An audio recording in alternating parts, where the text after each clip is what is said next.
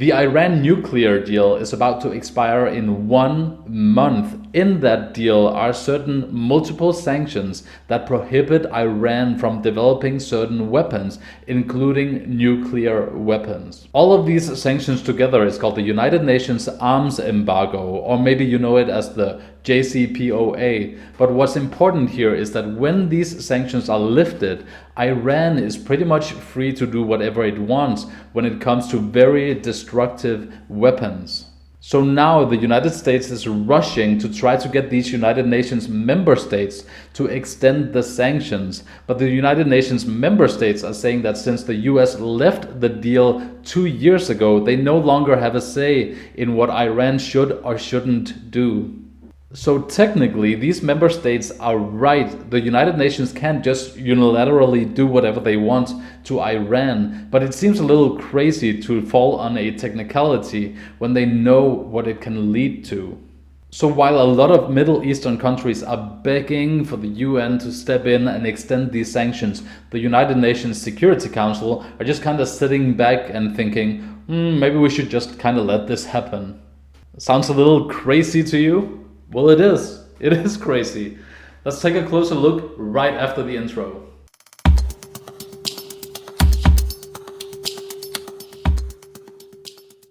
Alright, welcome to the channel, guys. Today's story is a little complicated, so hold on to your hat or strap yourself in or whatever the frick it is you do, and let's get into it. Sorry, that's a bit rude. I promise to adjust my wording for the rest of the video. So back in 2018, President Trump made a decision to leave the Iran nuclear deal. I am announcing today that the United States will withdraw from the Iran nuclear deal. Now that upset a bunch of United Nations member states, but Trump felt like the deal just wasn't fair, and I think you can easily argue that it actually wasn't. Fast forward 2 years, and now Mike Pompeo, Secretary of State, is trying really hard to extend these sanctions. But the problem is that these United Nations Security Council member states are saying that since the US left the deal, they no longer have a say in what's going to happen. Typically, the US would just kind of force its way on all of these member states if they really felt strongly about something. But in this case, I think the United Nations member states are actually right. The US can't just unilaterally decide to do this. So let's start out by reading from this Fox News article. Countries part of Iran nuclear deal claim US cannot force sanctions on Iran. International community claims the US lost the right to invoke sanctions when they removed themselves from Iran nuclear deal. Signatories of the Iran nuclear deal argued that the US could not unilaterally enforce sanctions on Iran for allegedly breaking the terms of the 2015 agreement because the US broke from the deal in May 2018. At a meeting today, the governments still part of the nuclear agreement, the United Kingdom, Germany, France, Russia, China, Iran, and the European Union, said the United States surrendered its authority in 2018 when it left the deal. Participants reaffirmed that the United States unilaterally announced its cessation of participation in the JCPOA on the 8th of May 2018, and that it had not participated in any JCPOA-related activities subsequently. The European Union said in a statement Tuesday, referring to the Joint Comprehensive Plan of Action, the formal name for the deal. The EU reaffirmed its position and the position of other countries as part of the deal that the United States was no longer a participant and did not have rights to reinstate UN sanctions such as the arms embargo. The Trump administration led the charge last month to extend the Iranian arms embargo under the Iran nuclear deal, which expires in 1 month on October the 18th. The move was swiftly rejected as two member nations, Russia and China, vetoed the resolution. Russia and China vetoed the resolution. Russia and China vetoes the decision.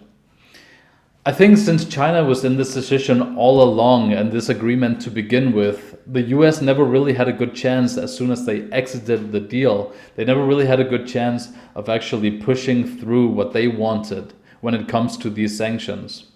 It just seems that whatever China is for in these times, the US is against, and vice versa. It's a really unhealthy relationship. It's true when it comes to trade agreements, it's true when it comes to picking allies, and it's certainly true when it comes to confrontations in the Middle East.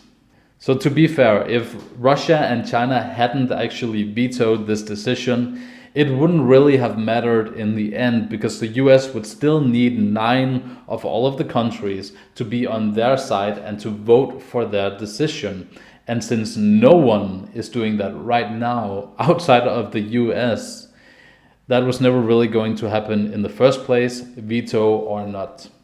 It's just really strange, because I know everything obviously is so politicized when it comes to everything in the Middle East these days, but I really thought that if there's one thing that all the nations will agree on, is that we shouldn't let Iran become a nuclear power. Mike Pompeo talks about his efforts to prevent this in the article as well. The US Secretary of State Mike Pompeo has appealed to United Nations Security Council member nations for months in an attempt to prevent Iran getting the green light to participate in arms sales with Venezuela, Syria, and terrorist organizations. It rejected a reasonable resolution to extend the 13-year-old arms embargo on Iran and paved the way for the world's leading state sponsor of terrorism to buy and sell conventional weapons without specific UN restrictions in place for the first time in over a decade, Pompeo said last month after the failed resolution to extend Iran's arms embargo. The Security Council's failure to act decisively in defense of international peace and security is inexcusable. But the UN Security Council, who warned against the Trump administration's exit from the Iran nuclear deal in 2018, has doubled down, apparently rejecting the extensions of the arms embargo and snapback sanctions, claiming the administration has no right to invoke a deal that would return the sanctions. Alright, so these sanctions that he's talking about will end in 1 month and 1 day from today. Iran has finally allowed a team of independent, some of these nuclear watchdog groups to come in and inspect these potential nuclear sites that lie within Iran. 2 of them at the very least will be inspected. So I think that's a step in the right direction. But you really have to question it, because Iran hasn't allowed this for months and months.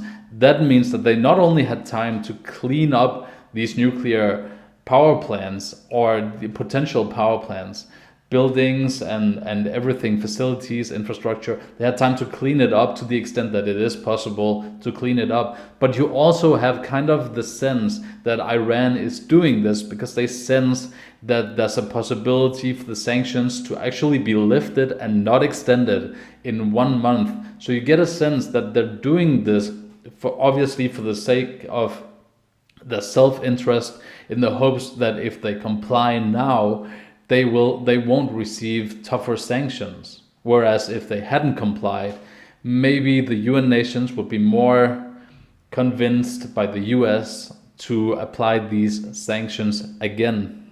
So this follow-up article was just released. US officials plan to move forward with enforcing UN sanctions on Iran. United Nations Security Council has not yet confirmed it's now on board with US enforced sanctions. So the US obviously sees this as a necessity, see these sanctions as something that's not negotiable. They have to be put in place to control Iran. So I do think in the end, even though they technically can't, I do think that the US is willing to force its will through. Let's read on.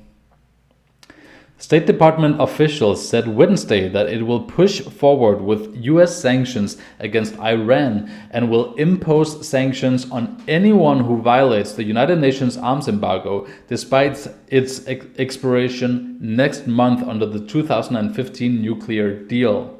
The US Special Representative for Venezuela and Iran, Elliot Abrams, said there could be repercussions for the international community if they try to engage in arms trade with Iran, as the Middle Eastern country is believed by US security officials to have been developing nuclear arms. Iran has denied any participation in the development of their nuclear arsenal. That's great. I mean, if they deny it, then it's time for peace-loving nations to recognize this reality and join us in imposing sanctions on Iran, Abrams said during a press call before claiming that the other UN Security Council member nations would also participate in enforcing sanctions.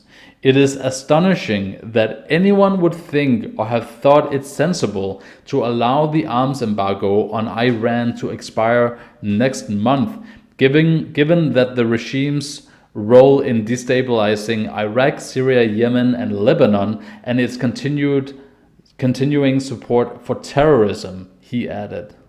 Well, he is right that it does seem crazy, but it's a little funny to hear US politicians talk about how they don't want people to destabilize the Middle East.